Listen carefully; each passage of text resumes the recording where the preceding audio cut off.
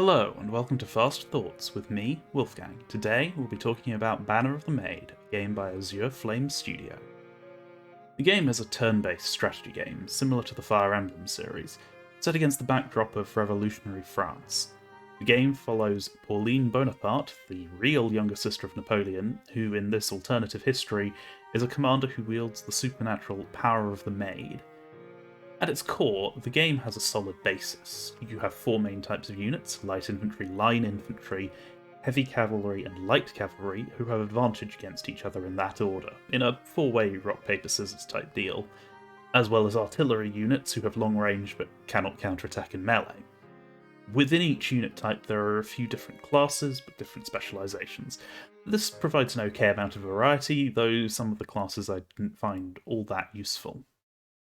The battles are those of standard turn-based strategy RPG. You move your units on a grid, you can attack enemy units, who can potentially counterattack if your unit is in their attack range. Your characters level up over the course of the game and gain skills, eventually being able to unlock advanced classes as a result. The maps are where we have the first issue. While some of them are absolutely fine, several of them are just set up in a way that feels a bit unfair. This is compounded by the weather mechanics. There are a variety of weather types, which can have an effect on the battle. Some of these are very hampering, reducing your movement or attack range, increasing the ammunition you spend to attack, which is a limited resource, or making it harder to hit enemies. While these effects hurt enemies as well, often the layout of the map or the unit choices make it much less of an issue for them. Because the weather effects are on a timer per chapter, and change at a set number of turns in, often you end up playing the map one time to find out when the weather will change, then restarting to plan accordingly. Some sort of indicator for when the weather will change would be really useful and wouldn't be that ridiculous. Not that crazy for a game like this to have some kind of a forecast. The same problem exists with some of the events that occur on some of the maps, which you couldn't possibly predict. In one map, for example, a friendly unit will appear at the starting area around turn 6, then faster pursuer enemy units will appear the following turn. By that point, your army will be nowhere near them, unless you knew it was coming.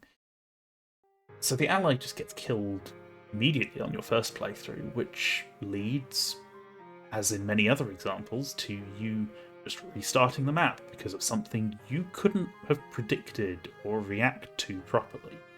When you know what's coming, it's easy enough to deal with. When you don't, it's nigh impossible. There are also instances of just plain silly enemy unique skills. One example means that any attack with less than a 70% chance to hit that unit will always miss.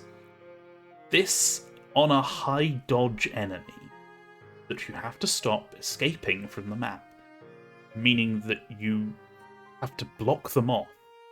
You have to cheese the fight, basically. You put all your high defense units who aren't going to take too much damage around them, and then you have the few units who can actually ever hit them keep attacking. These sorts of things happen a bit too often, and it really gets frustrating at times. Outside of the battles, the story is alright. It does its job of carrying you from one scenario to another, but it isn't particularly great. A slightly dodgy translation job doesn't do it any favours either. It's understandable.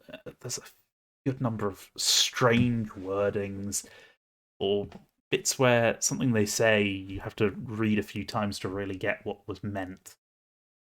Of the real stumbling block is that a number of built-up conflicts sort of fall by the wayside and feel rushed through.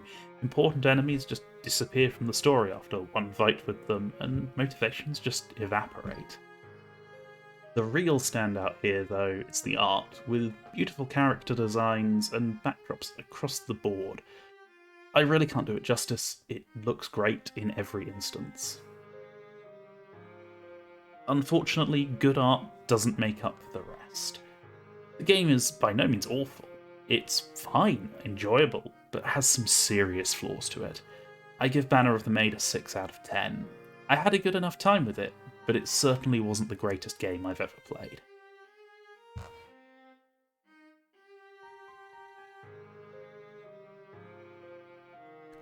Thank you so much for watching. If you liked what you saw, please consider liking the video and subscribing for more fast thoughts. And if there's something you'd like to hear my fast thoughts on, or you have some thoughts of your own on today's topic, please leave a comment below.